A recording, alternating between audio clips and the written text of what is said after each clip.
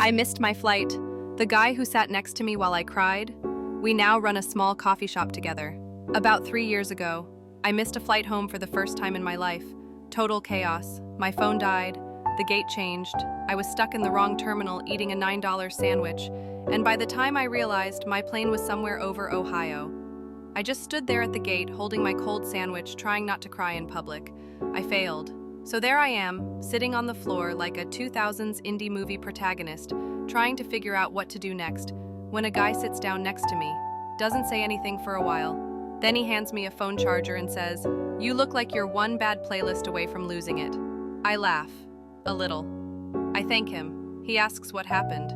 I tell him the sandwich betrayal story first, then the rest. He nods like he totally gets it, then says, "Well, I'm stuck here too.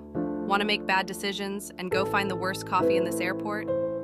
We wandered the terminal, talked about the worst movies we've ever cried to, tried airport espresso that tasted like wet cardboard, shared playlists, played 20 questions. I told him I used to want to open a bookstore cafe.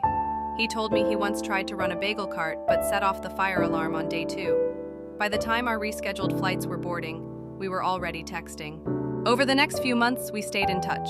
First it was jokes, then playlists, then calls, then visits, then love. We now live in a quiet town in upstate New York. Last year, we opened our own tiny cafe bookshop. There's a sign above the counter that says, "Missed flights and burnt coffee, Est 2023. People think it's a joke. It's not. We serve tea as an inside joke. But our coffee? Legendary. We kept the first burnt phone charger framed in the back office. We now batter in the coffee and money. He still says, "You looked like a disaster when we met." And I still reply, "Yeah, but I found my favorite chaos."